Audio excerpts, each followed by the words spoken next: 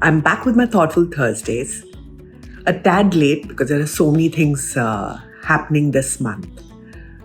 But what really interested me this week is an article that I read about why so many brands are pivoting to coziness. And shoes and liquor companies, how can they make you feel safe and cared for? And that's when it got my attention and I started digging deeper. I found that there is a global trend towards coziness, be it fluffy slippers, candles, lights.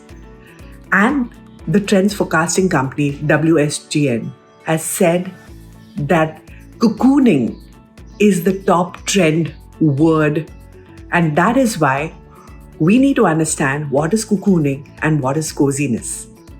In fact, cocooning, they say, is that space that you find that makes you entirely comfortable and brings in a sense of ease.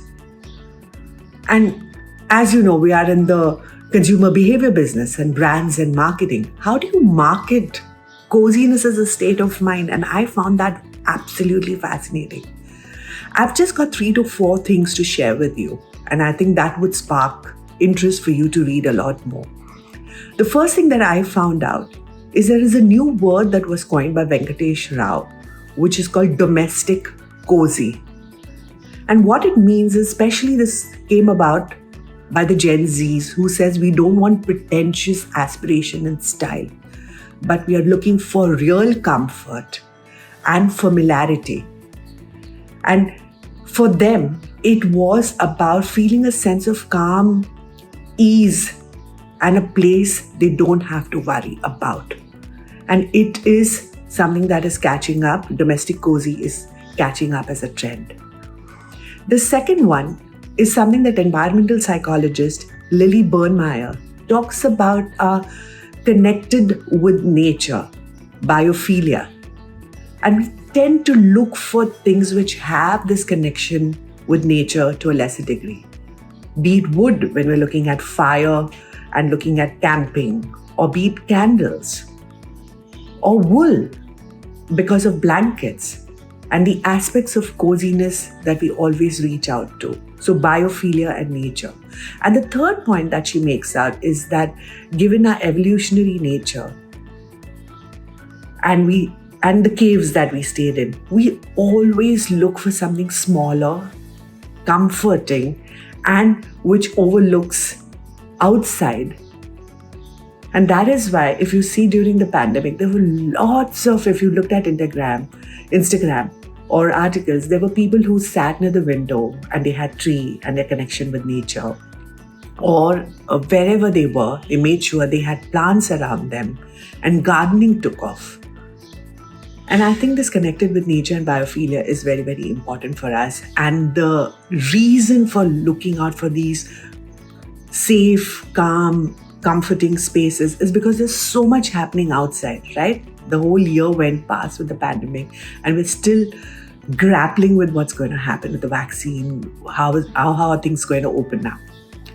And the fourth thing that I want to talk about is the homebody economy. Now, this is very interesting. In fact, they're using aesthetics of the home to sell products. They're trying to project coziness. And there are 2 aspects to this. There is a great effort to bring in a sense of coziness, calm, and ease. But experience-wise, they want the consumer to make sure that the products look good in front of others. And there are 2 examples of that, which I picked up. They're international examples. In fact, I think there could be a lot of more reading that you could do. There was a footwear brand called Birdies, because there is a delicate balance that one needs to achieve when we're talking about coziness. And with footwear, while there's an aspect of coziness, you actually want people to wear them. So they said that we wanted it to be cozy, but elevated. We don't want to, show in our ads that it is so cozy, you'll never ever want to get off your sofa or your backside and ever wear them. So it was about cozy, but it was also very important because there was an inherent message that this brand had, which was that want to change the world. And how to find the delicate balance. There was another aperitif company, which is Horse, and the owners actually said that they wanted to include coziness in their co-branding. And it is a direct-to-consumer online brand, and it will later be available in the pubs. I forget the country where it was. And they actually shot the entire ad or commercial in a New York apartment, snug, and they had friends eating together.